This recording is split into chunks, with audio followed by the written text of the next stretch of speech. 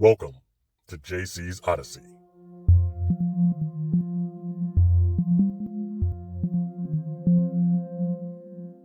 Chris, thanks for coming. Hey, no problem. Thanks for having I me. know you're a busy man. You got the weight of the town on your shoulders. First off, we got a little something here for you. Oh, well, hey, I appreciate it. You're welcome.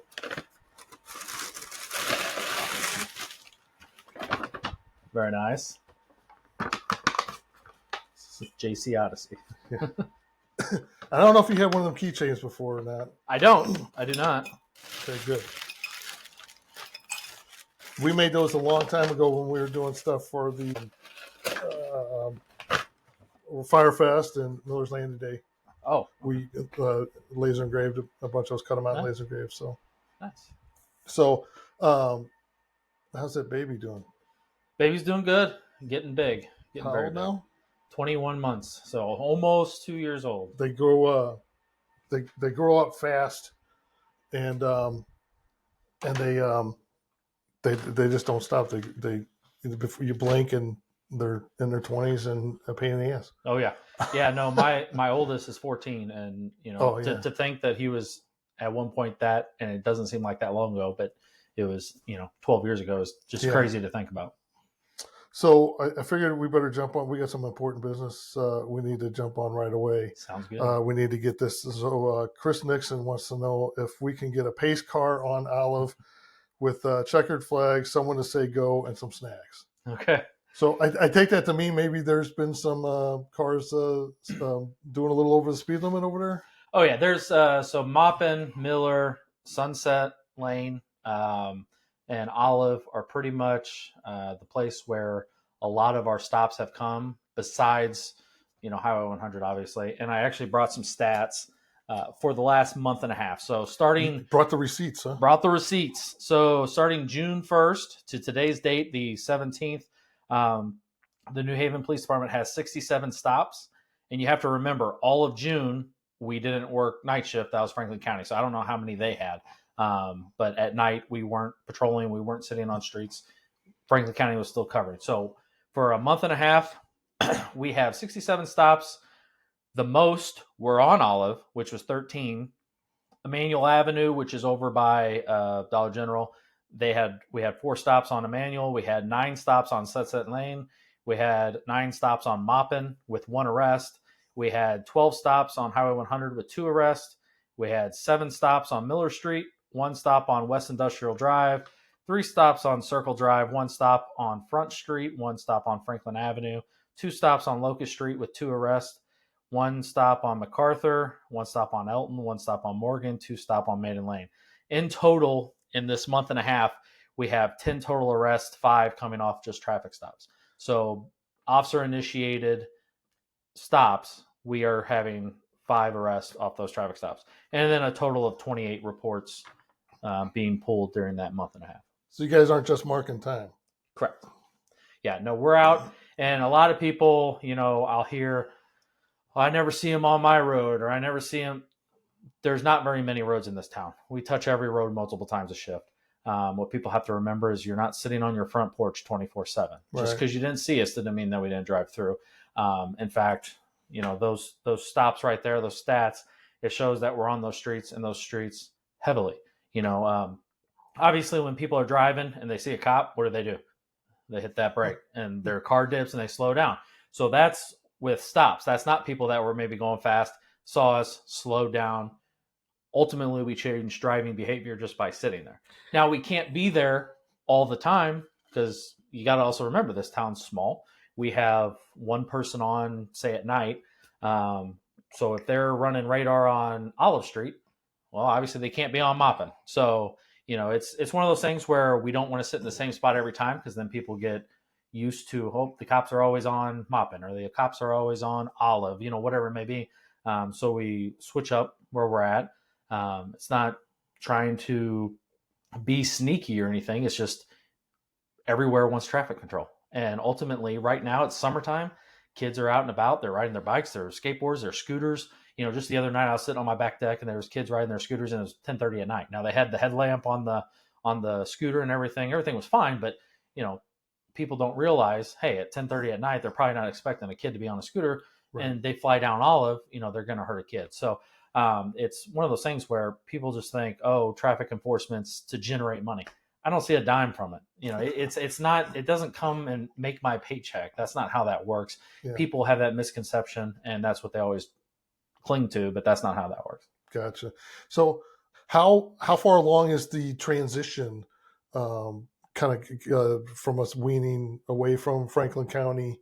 I know Franklin County will probably always be involved to some extent, but I mean, are you guys to the point yet where you're, like fully staffed and, taking care of things the way that we anticipated, you getting to, or? Yeah. So let's see. I took over January 1, and one thing that I preached and preached and preached to the board at that time. Now we've got some new board members, so they didn't hear my spiel, but it was, I'm not going to hire somebody just because they breathe oxygen. We're going to get quality officers in here. Yeah. So it may take some time. Not just filling holes. Yeah. And a lot of people did not think that it would be as quick as it is. On Monday night, the board approved the hire of 2 more officers. So one officer, he's a detective at his current employer. He specializes in child sex crimes and like internet crimes. So like, child pornography and anything over electronic devices. He knows how to dump those. And I don't know anything about that. He specializes in that. So he'll be a huge asset. He's got 17 years experience. Then the other one is Brett Holmes, and he's a sergeant at his department. And, so we're getting a supervisor that's willing to leave their department and come and be a part of this rebuild. And to me, I think that speaks volumes on not just the city's commitment as far as the city leaders, but as far as the community as a whole, because everybody sees how supportive the community is and they want to be a part of it. And to me, that is a very special thing. I mean, the word disband is a very scary word in any profession, but you throw law enforcement in it. Why would somebody of 17 years, or X amount of years that Brett has, why would they want to leave their position of being a supervisor or a detective to take that leap of faith and go somewhere where there's an unknown? Well, it's because they understand my mission. My mission is we're going to be proactive, not reactive. We're not somebody that's waiting for something to happen. We're out getting stuff. That's where those traffic stops come in. That's where the arrests on traffic stops. We've gotten drugs off the street. We're doing as much as we can proactively. Now, having said that, I tell all the guys, I want you in the businesses talking to people. I want you in the schools. The schools love having us. We are going to be community oriented. However, as the famous saying is, you screw around, you're going to find out. I don't have a problem taking you to Union. If you want to come here and you want to try to turn this city into something else, somewhere else like it is in the county, we're not going to do that. You're going to come here, and there's a lot of hardworking people here. They have a lot of hard-earned property that they have. They don't want their stuff stolen. They don't want their stuff messed with. Unfortunately, we have a few people here in town that have sticky fingers, and we've dealt with them over the past week, and we'll continue to deal with them until they, get the hint. But we're going to be proactive. We're not going to be reactive. And then as far as Franklin County, we're already done with the contract. We haven't. Oh, okay. We finished the contract July 1st, so we have not paid them a dime since July 1st. By August 1st, we will have those other 2. So it's going to be pretty much a full staff. So within 8 months, we went from 0 years of experience to close to 70 years of experience.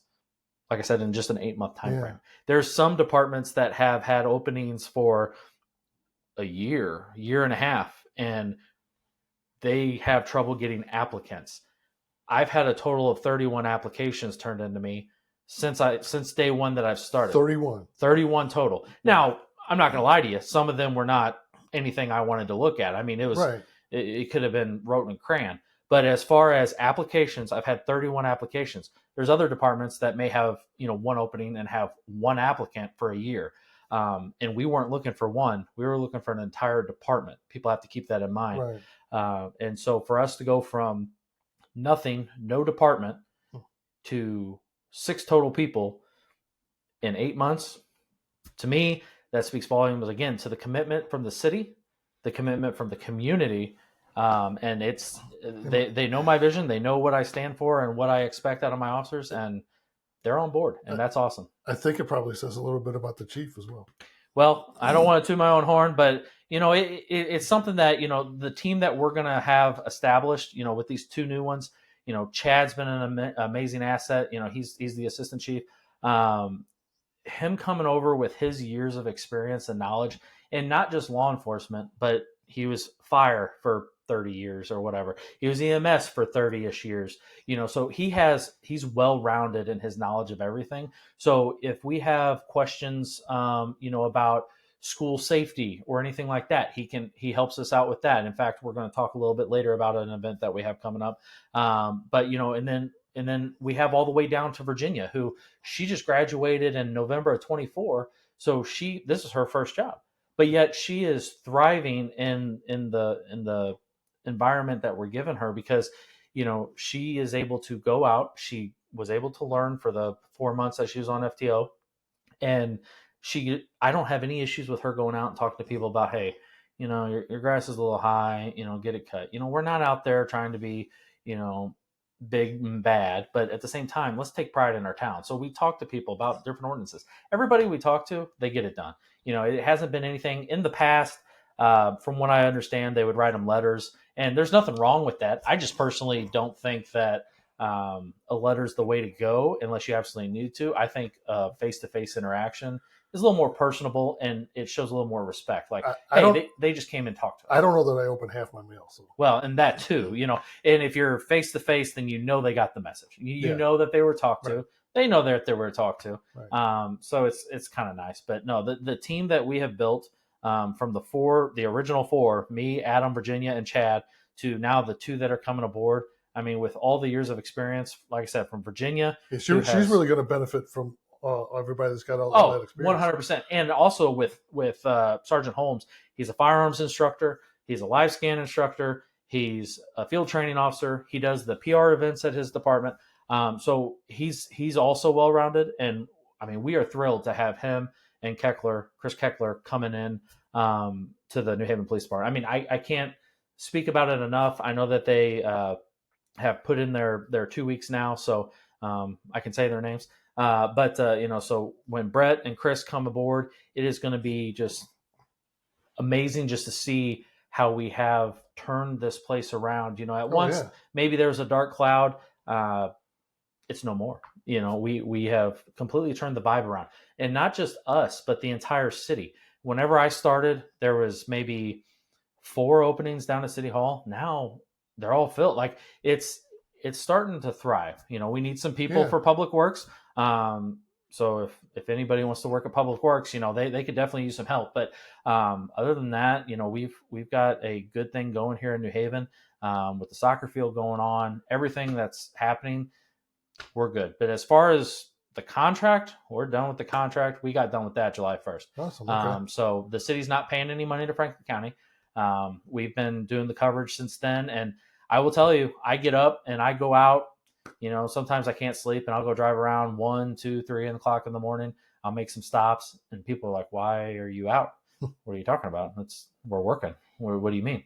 Well, I thought you guys stopped at 10. Well, that's the problem. You thought we stopped at 10, and so that's when you decide to go out and you have your shenanigans. But we don't stop at 10 anymore. So it's one of those things that I'm excited that we're built up. And to be perfectly honest with you, I wasn't expecting to get maybe my first hire till July. And here we're sitting in July, and we have pretty a full department. Staff, yeah. So it's pretty crazy, but I'm thrilled. Like I said, I can't speak highly enough about the people that we have in place, and then the people that are coming in. We're going to be rock solid. I'm so excited, and I know the town's excited. I know the city administration's excited. Like I said at the board meeting, some of them were like, "I'm going to be honest with you, I thought it'd be a year." And they're not crazy for thinking that. Right. Again, when you say the word disband, nobody would expect it to come together this quickly. But I know how I want my department ran, and I'm going to do it how I see fit. I've worked for some great supervisors, and so I take what they have done. And I've worked for some supervisors that I wouldn't go back if they paid me $100K. And I don't do that. And you learn from both, and then you make it in your mix. And ultimately, this profession isn't one that's as sought after whenever as it was whenever I even got into it in 2010. Yeah. Back whenever I first got into law enforcement, I applied at Herman, and there was probably 25 people applying at Herman, Missouri. Now you may have 3 openings and 2 applicants. It's not as sought after as it was, for many different reasons, but it's one of those things where value your employees that you have, because everybody always says, oh, everybody's replaceable. Okay, yeah, I could easily find somebody, but at what cost? What are you giving up? Why shun the people that have great experience and have been with you for so long and just be, if they walk out the door, we'll replace them. Yeah, not necessarily. You may replace a body, but you're not replacing quality and experience. And to just let you treat your employees like that it just boggles my mind. I just don't understand it. And I'm not talking about any specific department. I mean, it's any business. You just Any business. Any business. I mean, from McDonald's to a Fortune 500 company. Treat your employees with respect. And I told the city whenever I applied, I said, if you focus more on retention, then you don't have to focus on recruitment. So with that, if once you get people in the door, worry about fixing the culture, and then they're not going to want to leave. Right. Then you don't have to constantly be putting out flyers. Yeah, we had to put out a bunch of flyers, but we had nobody. We had to start up a department, so I had to obviously advertise. But I'm excited for what we got coming, and they're going to be starting just in time for our back to school bash. Yeah. So I got one more heavy subject, and then we'll get to more fun and lighter stuff. But so we were just doing the recording the Battle Share podcast on Tuesday, and I was downtown, and when I left there, I saw the Virginia's. Yes. Yeah, saw her sitting there at the light where the train passes, the train track there, and it made me think again. The light was going, but the arms weren't coming down. Mm-hmm. And then she was a little to the side there on Front Street, and so I waved, and I saw she wasn't going to come through, so I went up, and no train coming.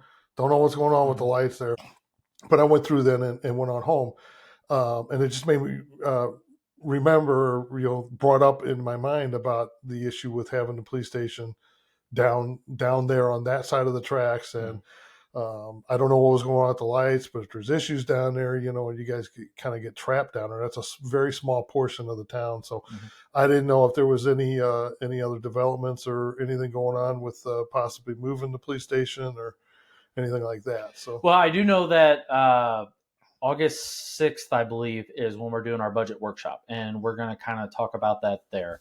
I don't know, and I'm pretty sure that it's open to the public. But I don't know. I don't know the full details. I do know that we're going to discuss it.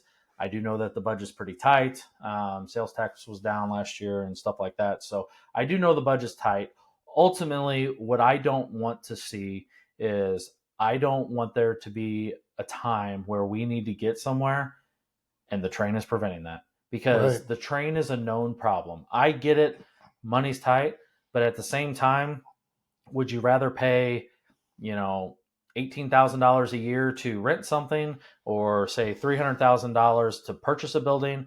Or would you rather write a check for $1 million or a check for a lot of zeros if something big happens and your excuse is, well, we got delayed by the train? Right. That's a known problem. It's not nothing new. I mean, even Chief Scheibel had to deal with it back in his day.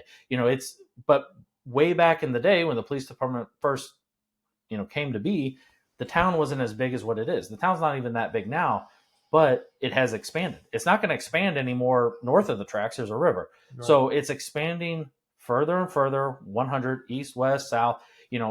All your businesses are on 100. Your schools are close to 100.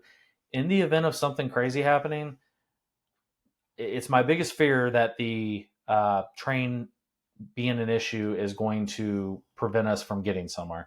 and I'm hoping that it's addressed. However, I do know that the budget's tight, and I understand that. I understand that we have a set number that we have to deal with. I get that. Yeah. And I told them, I said, what I don't want is I don't want our training budget to get cut to get a building. I don't want our tactical budget to get cut, which is how we buy ammo, how we buy vests, stuff that we need to do our job to get a building. I don't want to do that because we need training, because one of the biggest ways to get sued is failure to supervise and failure to train. And so if you don't do training and they don't know what they're doing, I'm going to get sued as the chief. City's going to get sued. Like, we're all going to be named in a lawsuit. Yeah. So I want my officers to know what the heck they're doing. And so it's just one of those things where I don't want to sacrifice too much. Now there's probably some things that we could kind of wiggle around, and I've done some number wiggling that I'm going to propose. But at the same time, I'm not going to sacrifice training budget, all that kind of stuff just for a building.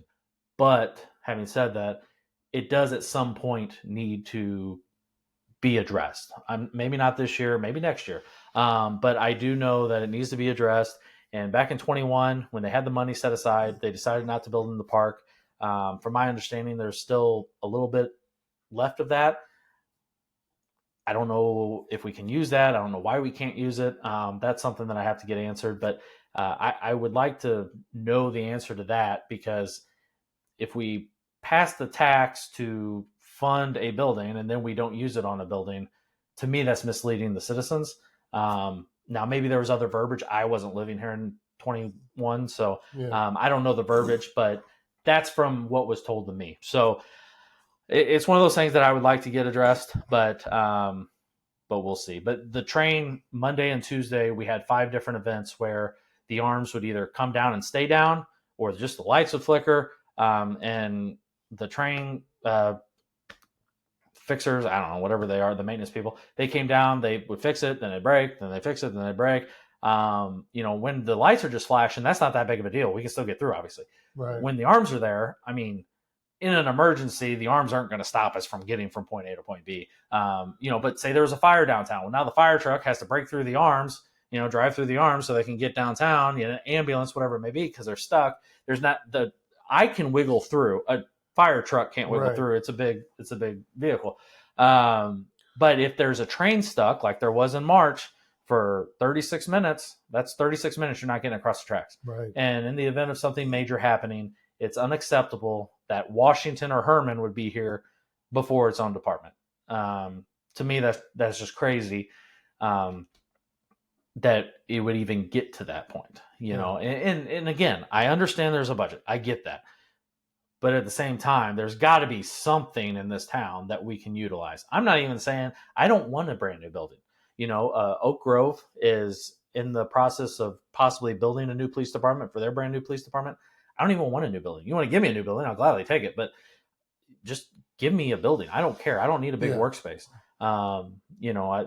I just need something south of the tracks. Don't care where it is. It just needs to be south of the tracks. It sounds like it's something that needs a lot more work, a lot more communication, and coming together and trying to work out a solution for it. And I know, real quick, I do know that the board is 100% on the same page. Like they agree. In the event of something happening at schools or the banks or something like that, they agree that the PD needs to be moved. It's just ultimately what it comes down to, like anything, comes down to money, comes down to finances, and they've got to work within their limits. I've got to work within my limits. I completely get that. So I don't want it to come across as I'm bashing you or anything. I'm just saying what I don't want to happen is I don't want there to be a major catastrophic event and the excuse for something happening is, well, we were delayed by the train, when it's known for that. And people could say all day long, well, there's a train, don't hang out at the office. Yeah, okay, that's good in theory. But I have work as a chief to do that I have to do at my office. So I'm on that side of the train tracks. Chad, he's doing work at the office where he's writing grants to get us free equipment, to get us free tasers, body cams, dash cams, so it doesn't even charge the city. We get reimbursed, but he has to do that at his desk. He's got to get the papers and scan them in. He can't do that in his car. the officers, they need a break too than just driving in circles for 12 hours. We have a break room. Go have your lunch, So there's going to be times, or if they're just happen to drive through the riverfront, I mean, there is other property in New Haven besides south of the tracks. So even if they're just driving at the riverfront and they get blocked in by the train, in theory, yeah, it's great to say, "Oh, just don't go to the station." Okay, but that's not practical. In a 12-hour shift, that's ridiculous. Right. One of the other issues I think that, and we were talking about this before, the last time we talked, I think, was the vehicles. And I know you did get a new vehicle, so that's good. The other one's gonna, how you situated with that, with your new oncoming. I ordered one yesterday. Oh, you got another one. Yeah. So with the order of yesterday, I got the approval to order one yesterday. Nice. It's going to be the exact same as mine. But with that, we'll be able to get rid of the two oldest, biggest problem vehicles. The one the werewolf was in. The one the werewolf was in, and the one that the transmission went out, and that needed to be fixed. Both of the oldest vehicles, the AC is out. It's what happens over time. It's got one has 120,000 miles or something. And for a patrol car, that's ridiculous. And then one's got 80 something thousand miles on it. And again, for a patrol car that it has so many hours on it, it doesn't sound like a lot for your personal car, but for a patrol car, you got to understand there's a lot of idling. There's a lot of hours on it. If one vehicle's in the shop, then that vehicle is getting drove for 24 hours or 48 hours, with a couple, shutoffs here and there when you switch over and stuff like that. So it's one of the things where, people think, 88,000 miles, that's not a lot. It is for a patrol car. It's not for your personal car, but it's for a patrol car. But we did order one. So now once we sell those two, our highest miled car is like 46,000 miles. So we'll be sitting good for a while on cars. Okay, good. Yeah, I didn't know that. So great. Yeah. So so what's going on with this rooster? I have no idea. It's been brought up at different restaurants. It's been brought up at the Board of Aldermen meeting on Monday. People want to name it. I don't know if somebody dumped it. I don't know where it came from. Pretty much everybody in town that I know of that has chickens, I have talked to them and said, "Hey, is this belong to you, or do you know who it belongs to?" Nobody knows where it came from. I don't know. Maybe it's kind of like with the Cardinals and the rally squirrel. Maybe we got a rally rooster. So rally rooster. Okay. And we're going to talk about the back to school bash here in just a second. But also, and I'm not sure when we'll get to release, but I know this Saturday is the scam and awareness class. Mm-hmm. Saturday at 11, I believe it is. Where's it being held at? It's going to be at the firehouse. So the firehouse holds roughly about 50 people. We have about 36 signed up now. Now, in the event that more people do show up, we won't have time to move it then, but we'll be able to get some chairs in, or people can stand. So it's going to be from 11 to noon, and then from noon to 1 is going to be a light lunch. So we're gonna have Casey's Pizza to just kind of feed the people. It's completely free. There's no charge or anything like that. Ultimately, what we want, and I've gone to the senior center several times to announce this class. I've talked to several people that maybe have called about getting scammed. Hey, we're going to have this class coming up, and it'll kind of give you a little, insight on what not to do, and, what not to click on, or what happens when you click on something. So the guy that's going to be putting it on, he works for a credit card company, and his job is to pretty much hack into their system to find flaws. And so he also is very knowledgeable in the scam process as well. So he's going to be putting on this class. He's full of knowledge. It's going to be awesome. I think he's even having some like door prizes, maybe gas cards, I believe. And then he's going to ask questions throughout, and if you're able to answer them, then you get a prize. He's going to make it very interactive, so it keeps your attention. Nice. It's not going to be a long class. I know that in town there's also a car show. So there's going to be a lot going on this weekend, but the scam class is key, especially for the older folks, because, maybe they're not used to all these different scams where, like, I grew up with constantly getting text messages on my phone. Hey, click this link and I didn't order anything or whatever. So it's kind of, I'm used to it by now. Yeah. But maybe the older people, maybe they're just now getting on social media, or they're just, getting into the realm of it, just to give them a key of, hey, DOR is not going to send you a text saying, your license plates are expired, you got a warrant, or a toll service is going to text you, say you have a warrant. It's not going to do that. So, and the Princeton Sudan doesn't need exactly, a $5,000 bank transfer. Yeah. So I'm not a tech whiz. I mean, I figured out how to set this stuff up, hopefully. And then when I was out for a while, I was a computer science major in school, in college, many moons ago. And then when I had my knee replaced, sitting around for 6 weeks, I did build a server. So I know enough that I can do a little research and do some things. But I'll tell you, they got this deal at work where I work, where they every once in a while they'll send out a phishing test to see if you'll open it, and you think you're pretty, you're pretty up on it, and they're not going to catch me.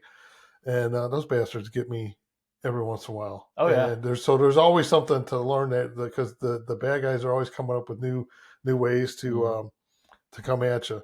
And so I think it would be pretty interesting, no matter what your level, to attend something like that and find out some information. And they're getting more and more creative. And to be honest with you, there's some where I honestly question myself, because I had one a few weeks ago after I had a medical procedure done, and it said, hey, you owe this amount of money for a medical procedure, click this link. And I was like, that's not what they told me. So I got on My Mercy app, and it was something completely different. So I was like, okay, that's a scam, and it ended up being a scam, because I called Mercy and, cleared it up. But, but it was like a day after what I had. So I was like, okay, well, maybe this is actually real, because I actually had a doctor's appointment. So yeah, it's one of those things where they're getting more and more creative. I don't know how they find their information, or if it was just luck of the draw that they said, hey, you got a doctor's bill. But it is getting more and more realistic, to where if you're not completely in tune with it, I mean, it's not crazy to fall for it, so. The back to school bash, that's coming up. Let's see, it's Saturday, August 2nd. Yes. Okay. And where's that going to be at? It's going to be at the park. So it's going to be down at the park, unless it rains and thunderstorms. If it's raining and thunderstorming, it's going to be at Memorial Baptist Church on Sunset Lane. They have opened up their gym, and we've reserved that just as a rain out. So no matter what, it's happening August 2nd. On August 2nd, it'll be from 10 to 2, and we're going to have the monkey bus. We're going to have, I brought a list of everything that we're going to have. So Hysteria Sound is going to be there. They're James Bartle, he owns Sullivan Independent News, New Haven Independent News, Missouri Possum Radio, all kinds of stuff. He also owns Hysteria Sound. He's donating 4 hours of. Does he still own those papers? I believe he still owns the papers. He sold a bunch of stuff. He sold his snow removal business, his lawn mowing. I thought I read somewhere where those papers a few of them papers were bought out. Maybe it was something different. I think the E-Missourian got bought out. That's what it was. But I don't think the Independent got bought out. Okay. But maybe I'm wrong. I'm not 100% sure. But we're going to have the Monkey Bus. We're going to have Hysteria Sound. We're going to have the Lollipop and Balloon Artist. And that's donated by the Hibblers. We're going to have Snow Haven, the snow cone place here in town. Those are really good. Yeah, for sure. Pepsi is donating drinks for the event. The Lions Club is donating meat, and they're also going to grill for us. We've gotten donations from all the banks, People's, Citizens, Bank of Franklin County. We've got monetary donations from Dave Graneman and his insurance firm, Horizon Financial with Eric Hamer. We've got, Be Creative has bought, I think, like 25 backpacks. And she was talking about embroidering them with like a shamrock or, something like that. And then, so with that, when you bring your items, your school supplies items, you'll get a raffle ticket. And we're going to have different raffle items. So some of the raffle items we have 2 Oxfest tickets, which is a musical festival in Washington.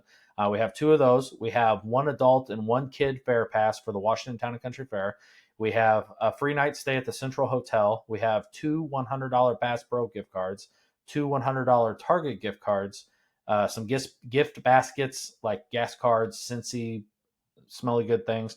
And then we're also going to have a raffle for a ride to school and breakfast with New Haven PD. So at the mouse races, we had the ride to school and the breakfast with us. And I mean, that was a pretty hot item. I mean, people were bidding on that, and I think it got up to like $150. $150 to ride to school with me. I mean, that's crazy to me. I wouldn't pay $10 for it, but people think it's fun. So so we're going to raffle off that. But how you can get raffle tickets is bring in school supplies. You get a raffle ticket, but you also have the opportunity to purchase more raffle tickets. So what the money's going to go to is it's going to go help fund the DARE program. So it's going to buy shirts, the books, prizes for the essay, the field trip, which we're going to go to the Walt. I've already talked to Mr. Zobrist.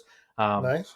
He said that it'd be about $5 for the movie ticket, popcorn, and a soda for each kid. So it'll help pay for the field trip, and just anything that we need from that. And then it's also going to go to future PR events. So, like for instance, in February we did the Valentine's Day thing where we took candy and flowers to the nursing home. Mm-hmm. All the PR events that we've done so far have come out of, my pocket because we don't have a budget for it. So this is just kind of a way so we can do a little bigger and better things because I'm not made of money. So it just helps us, get things. Yeah. I am also in talks with the St. Louis Blues and the St. Louis Cardinals to get Louie and Fredbird out here. Nice. I filled out the application. They sent me a follow-up. Now I'm just waiting for the yes, we'll be there or no, we can't be there. But it'd be pretty sweet if we could get them because nice. that'd be pretty cool. So yeah. I think I'd be more excited than the kids. So probably get Perks born out here. Yeah, he may come out. I mean, he loves coming out to New Haven. Yeah. So is this going to be an annual event, you think? You're going to do this every year? Well, I'm wanting to see how it turns out. I think that it's going to be a big event. So I would like it to be an annual event. And then as it goes, on further and further, I think we'll get more and more raffle items, more and more sponsors, more and more, X, Y, and Z. But it's hard to tell since it's the first year. I think that it's going to be a fun event for kids. If I was a kid, I think I'd have fun. I think we got a lot of good raffle prizes. Yeah. And so I think it's going to be a good turnout. As long as the weather cooperates, I think it's going to be great. And yeah, I would like to have it as an annual event. And, we've got a lot of volunteers, signed up to kind of help out. And, I think it's going to be a pretty good turnout. I mean, how we're going to do it also is, so all the supplies is going to go to New Haven School District and R2 School District. And then once we get them all covered, then if there's anything left over, then we're going to kind of expand. So, hey, Herman, do you need anything? Hey, Campbellton, do you need anything? Hey, Washington, do you, and expand. My hope is hopefully we have enough stuff where we can go all the way, Union, St. Clair, Sullivan, and try to help out any kids that have, financial troubles. The ones in New Haven, though, this is for everybody. And I don't want people to think, oh, well, we can afford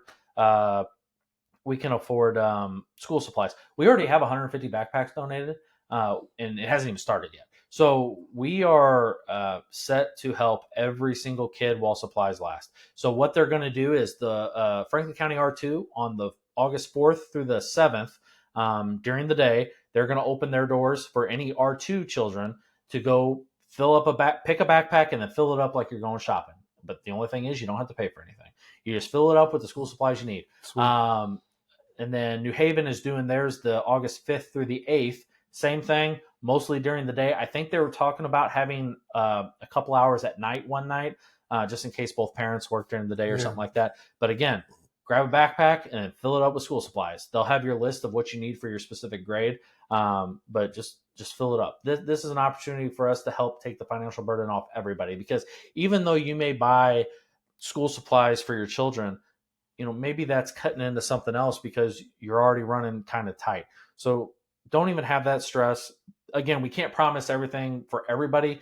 It's going to be while supplies last. If we don't have enough glue sticks, then we just don't have enough glue sticks. Right. But it's one of those things where while supplies last, it's open for anybody. It doesn't matter if you've fallen on financial hard times or if you're pretty set. It's for everybody. We want every kid to just be able to come, pick your stuff. It'll be a fun experience for them. It's like they get to go shopping. But it's also us being able to help out, and so ultimately that's what it's about is, hey, let's help out our community. It's community already helping us, and then we're giving it back to the community, and so we couldn't do it without the support of the Lions Club and all of our donators. The Lions Club, they had a barbecue like 2 weeks ago, I think. And lots of good people out there. Yeah. And the proceeds to that is going to this. And I know that they're going to present a check on, I think, the day of. And so that's going to be huge. I mean, the support that we've had has been crazy. I mean, everybody I've talked to, yeah, we'll donate. We'll donate whatever it is. How can we help? Can we pay for an hour of the monkey bus? Can we, pay for the DJ? Well, the DJ is doing it for free. The monkey bus is donating an hour for free. So there's a lot of things that people can help with, but most of it's pretty taken care of. Community comes together pretty good when they need to, for sure, especially for kids. They've got their issues, a lot of polar issues and stuff here, but when it's something like this, they seem to get it right. Oh, absolutely. So we all ask, how's the police department? What's going on with the New Haven Police Department, but nobody asks how's Chris doing? What's going on with Chris? So I'm doing good. I'm just trying to get through the heat and waiting for hockey season. That's kind of my big thing. Blues fan. Huh? Huge Blues fan. I was a season ticket holder for about 5-ish years. Then my wife and we had a baby coming, and so I was like, well, I guess I could use that money elsewhere. So, yeah. But no, my son, he's a huge hockey fan. He plays hockey up in Wentzville. So it's one of those things that's our go-to. I like summertime. I like what you get to do in summer, but I like the fall and the winter because it's hockey time. Summertime in Alaska would be nice, I think. Yeah. Other than that, though, just doing household chores. We bought a house a couple weeks ago, probably about a month ago now. Oh, really? Just off of Olive Street, and so. Did you have a house here? I thought you had a house here. We were renting. Oh, we okay. were renting one, and we were just looking to purchase. And one came available. We bought it, and so we're. My wife's father, he has a construction business, and so he like pretty much builds houses for a living. Yeah. So he's been coming up and helping us do it because I can find heroin in your car, but I can't hammer a nail. So I'm not a construction guy. So he helps me. But just doing yard work. We're trying to get some landscaping done. So just trying to fix up the house a little bit. It's a nice house, but we want it to our liking. Yeah. Well, you buy it and you've got what was somebody else's house or whatever, right? Kind of like our place here, and so you put your twist on it and make it your own. Exactly. Kind of like what you're doing with the police department, right? Oh yeah. Can't get away from it, can you? Yeah, and now that we have more people coming on, it's going to be just a nice stress reliever, knowing that because it's always a stressful thing for me thinking, okay, the city's not getting covered. Like when we had to have Franklin County. Not that Franklin County wasn't a help; they were great, but I don't know what they're doing because I don't work with them anymore. So I can't see them, on my specific reporting system. So I don't know exactly what they're doing other than if they tell me. So it's nice to know that our guys are out. The town wants to see their police department, not just the sheriff's office. The sheriff's office, they still come to town all the time. I've seen them recently. Yeah, they're. I mean, I have a bunch of buddies that are still there. They still come. We'll have lunch. So that's no issue. But the town wants to see their police department. They're happy their police department's back, and we're happy to be back. I mean, back to what I said at the very beginning. In 8 months, if you would have told me in January, in 8 months you'll be fully staffed, you're out of your mind. To me, I think, again, just the commitment from the city, because when I sit down and interview people and talk to them about, what New Haven is and what I expect and my vision for the department and my vision for the town, they're 100% bought in. They are ready, like especially Chris Keckler and Brett Holmes, they're coming on, and especially with Keckler, he's got 17 years at one place. That is a very big unknown. I had 5 at Franklin County, and it was a hard decision for me, because I was a canine handler. I was the dare officer. I was on the traffic unit, like everything I wanted to be, and it was a very hard decision. I sat down with Sheriff and we had long talks, and ultimately I felt like this was the right decision because ultimately without any risk, there's no reward. And so, hey, go in, you know, I think building something from the ground up is going to be super rewarding. And right now, I mean, we've got a great foundation, and with any building, house, whatever you have, you got to have a foundation. And right now, we've got an awesome, rock solid foundation, and it's only going to get better from here. And I am thrilled. So I hadn't known that July 1st was the end of the contract. Mm-hmm. That's great. So for me, and I think anybody else who still hasn't kind of moved to the point I'm talking about here, I'd say we're over this stuff. You know, we've got our police department now; they're set. We're off of the hand holding from Franklin County now. Issues over, and I think we can leave all that in the past. And I think I'm going to say we're set, and 100%. We're just moving forward. So that's my mindset. Hopefully everybody else's too. We don't need to. I think there was a recent court thing that finished up too, and so just leave all that behind and just think about the future now. One thing, getting back to Blues hockey, I want to ask you how you felt about what happened with John Kelly. I was shocked, that they didn't renew his contract. I personally love hearing. I like Kerber. I like hearing him on the radio. Yeah. But I also like the TV aspect of Kelly. Whenever it was John Kelly and Darren Pang, Darren Pang's just a goofball. So listening to them talk, some of their stories, because they've been in the league a long time. John Kelly calling games. Darren Pang played in the league, so it's pretty interesting, to hear him talk about different things. Panger had such a great sense of humor. Yeah. He would, had no problem making fun of himself. Oh yeah, along with being short, very short. Yes. Yeah, great guy. Yeah, but no, I was very shocked, because whenever I first saw it, it was on a day that I was actually pretty busy, and so whenever I finally got a minute to breathe, I just happened to scroll through, and I saw a picture of him. And I was like, oh my gosh, did he pass away? So I had to read it, and I was like, oh no, they just didn't renew his contract, and I was like, that's kind of crazy, because I felt like the ratings were okay. I mean, obviously I don't see the numbers or anything, but I would always tune into the broadcast. I don't really listen to the radio unless I'm in the car, but I was shocked, but we'll see what happens. I guess they didn't want to pay for two teams or something, because they're going to have Curbs doing both now. Mm-hmm. I used to do that back in the past, and in a way, it was kind of good, because you get a lot more description from the radio guy, because you're not watching, right? So they're a lot more descriptive and a lot more detail in that. And I kind of enjoy that as well if I'm watching the game, because you may miss something or be in the other room or something like that. But John Kelly, I mean, is an icon. His father was here for a long time, and I remember when they brought John Kelly in, and him and Ken Wilson would like switch periods doing color commentary or doing the play-by-play.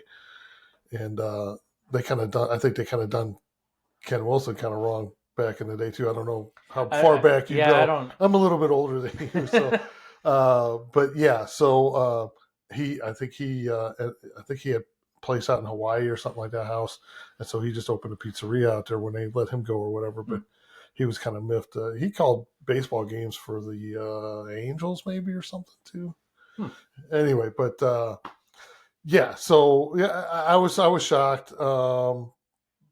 But it's done. Yeah, move on, right? And like I said, I love listening to Chris Kerber, like when I'm in the car and stuff. So, like you said, Kerbs is great. They are more descriptive, because they have to be, because you can't visually see anything. So, I mean, it is really good listening. But I did tell Chad yesterday, I think, I said, just so you know, October 10th I won't be here, because the 9th is the home opener. So I was like, I already promised my son for his birthday back in May. I said we're going to get home opener tickets. So we haven't missed a home opener except for last year, for like the last 8 years. Last year the home opener fell whenever my baby was possibly going to be born. He ended up waiting a few more days, but I didn't want to be in St. Louis. I get in trouble. So, but this year we're going. So I told Chad, I was like, I won't be here the 10th. So I'll see you on that Monday. Nice. I figure somebody's though is picking up a really good hockey broadcaster though, because I know John Kelly's not going to sit around. Oh, yeah. He's already said as much, but Yeah. just to close that out or whatever. So, anything else going on at? Just a few other events that we've got in the works. It's not going to be necessarily something for the public, but we are, like I said, a little bit previous with Chad and school safety. We are going to have like a school safety event. It's going to be called, let's see, what is it called? The Saving Our Shamrock Summit. And what it's going to be is it's going to be us, it's going to be fire, it's going to be EMS, even Public Works is going to be involved. And we're going to talk about just everybody's role in the event of something happening. We want to be prepared in the world we live in for an active shooter situation or something like that. And at Franklin County, I assisted with it. Sergeant Perkins was the main guy and Lieutenant Beiser, but I assisted with it. And every June and July, usually it's July, but sometimes we had it in June, we had an active killer training, whereas every law enforcement agency in Franklin County, sometimes even Gaston and Warren County came, but it would usually be at the college or Washington High School. I think it was at Union High School one year. So, but we put it on, and it's as realistic as you can get without actually, hurting somebody. Yeah. But like we would shoot simunitions, you get shot with the chalk bullets and stuff like that. So you want to train how it's going to be versus just talk about something, but you got to train. And so we want to get everybody on board. So in the event of something happening, hopefully we never have to use the training, but you need to be prepared, yeah. And everything goes back to like the officers that I want to have quality, the ones that have experience, yeah, it may be boring here, but when something does happen, I know they know what the hell they're doing. The ones that don't, I got to wonder, okay, when crap hits the fan, what are we going to do? But the ones that have experience, they've trained in whatever it is where I know that they know what they're doing. Same thing in this. We want our officers, we're not going to have any sort of, that situation down in Florida where the SRO was outside and refusing to go in. No, you're in this line of work. You know that you could possibly get shot, and it happened 13 miles down the road. Yeah. Mason was my buddy and he got shot. Adam, he's our public relations specialist. He got shot. Adam survived. Mason was killed, but you can't say that it's not going to happen here because it's a small town. Herman's a small town. They're no bigger than us population wise. Square footage wise, yeah, they're a little bit bigger, but population wise, it's roughly the same. Yeah. And so you can't live in this dreamland of, it's small here. Nothing like that would ever happen. And it only takes one person having a bad day or, going crazy, and it can happen. Yeah. So I want everybody to be as prepared as possible. Our officers are going to go through it. We're going to have the emergency management director, in on it. Just in the event of something happening, obviously Franklin County would be coming, Washington would be coming, Herman would be coming, but I want the essentials here where as soon as something happens, okay, in that first 20 minutes, what is everybody doing? Because that's probably what you're waiting on for help. Even though people are driving balls to the wall, it's still going to take some time to get from Washington. It's still going to take some time from Herman, especially when you got to go through dispatch because you're telling somebody calls dispatch. Dispatch is then relaying the information to the officer, or to their dispatch, and then their dispatch is so there's a time frame. There's a phone tag and stuff. So I want everybody to know what they're doing and everybody capable in the event of something happening. Hopefully, we never have it, but I would rather be overtrained than undertrained. Absolutely. Those things you can't predict where they're going to happen and when. You just got to try to be prepared and be able to deal with it when it comes around. So, and when do you think that's something you're trying to get organized? Or so we're actually meeting later this month with everybody that's going to be involved to try to set more of a concrete date. Okay. But the meeting that I'm wanting to say he said it because Chad's kind of running with it. I think it's going to be the 28th. But we're getting together and we're just kind of, hey, this is what we want to do. This is what we want to talk about. We want to get the school administration involved, Dr. Hayner. And if R2 wants to join in, they're more than welcome to join in, because in the event of something happening out there, we're going to be there first. Yeah. Franklin County, chances of them being in the area of R2 is very slim. Not saying that they wouldn't, but it's kind of in the middle of nowhere, and we're only 2 miles away. So chances of us being there first are very high. So we need to know the layout of the school. We need to know, that's why we do walkthroughs there. People have asked me before, I saw New Haven there. What was wrong? Well, nothing was wrong. We're just doing a walkthrough.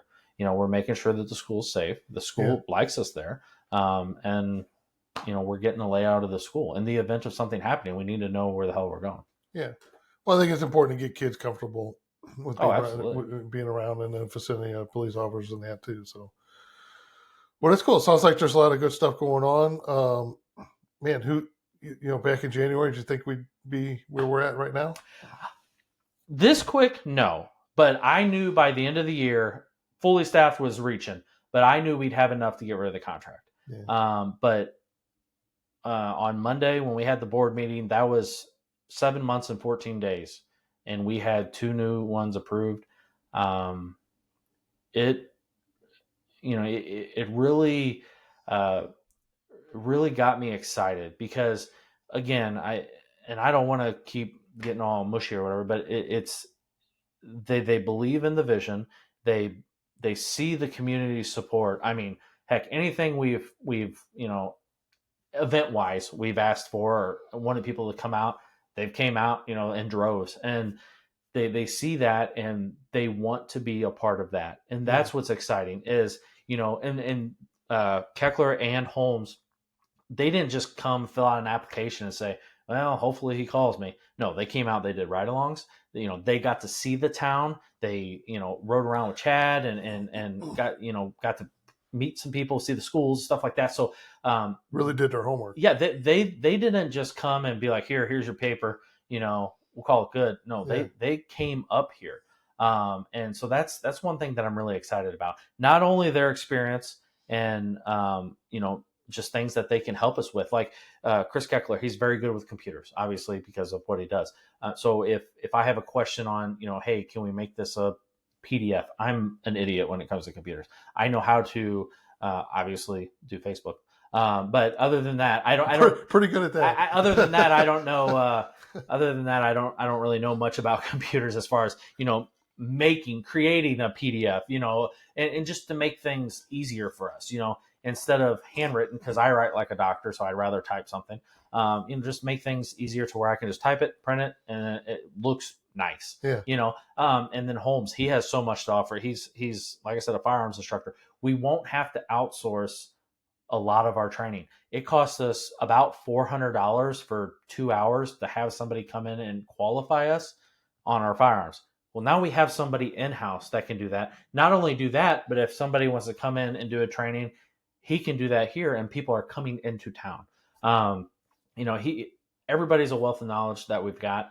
Chad's going to be going to Type 2 school, which is for the BA machine for, the thing that people blow into whenever they are intoxicated. Yeah. So he's going to go to that to be the Type 2 so he can maintenance that, because it hasn't been maintenance. I think I looked at the records the other day. It's like 2023. So it's due.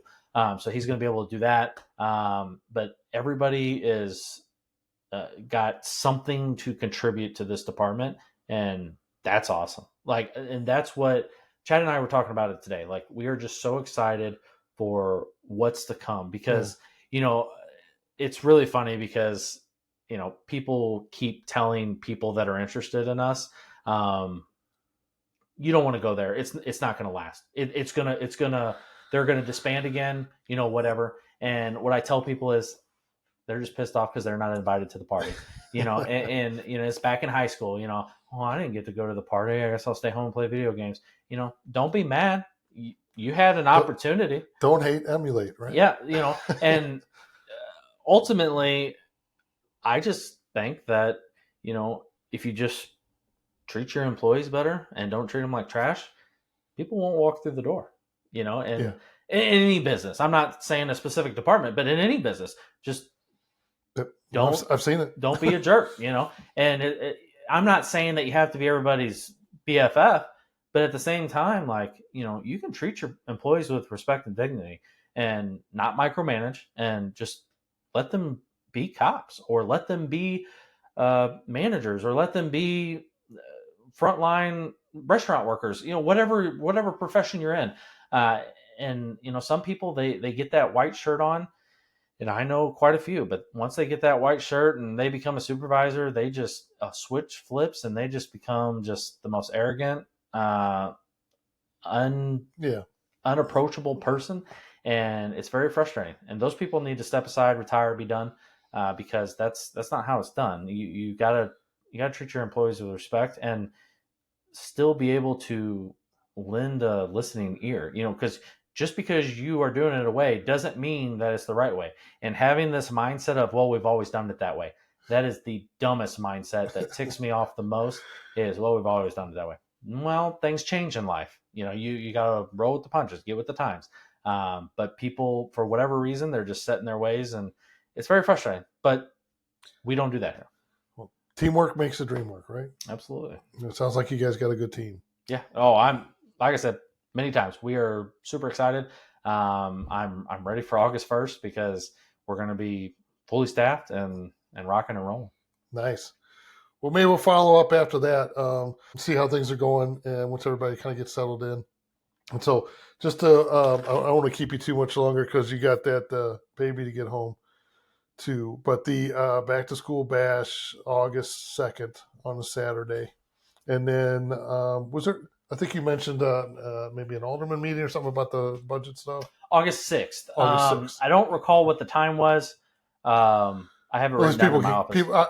I'm sure I'll see something about it. I'll put it up on New Haven now. Yeah. But anyway, people can put that in the back of their mind or whatever. From my, if I was listening correctly, I'm pretty sure they said it was an open meeting. So Okay. it was for the public, and they were going to post it. So I would imagine it'd probably get posted around the August 2nd Saturday, because that's back to school bash. So I would say around August 1st-ish, because August 6th is the Wednesday, I believe. So, and the only reason why it's that far off is because, like, say today it was available for everybody except for one, and then tomorrow was available for everybody except for one, and then Monday was available for everybody except for one. And so it was just one of those things where it was just, you couldn't get everybody on the same page. So August 6th was when everybody could be available, because in the budget workshop, you're talking about every line item and what you need it for. Do we need to cut this? And so just so everybody was like, well, I wasn't there, you cut this. It's just good to have everybody there. So, Yeah, but yeah, no, that's August 6th. I'm wanting to say it started at 10, but I'm not 100% sure. Okay. All right. Well, we'll keep an eye out for that. And other than that, thanks, Chris. I really appreciate it. Yeah, I appreciate it. Thanks.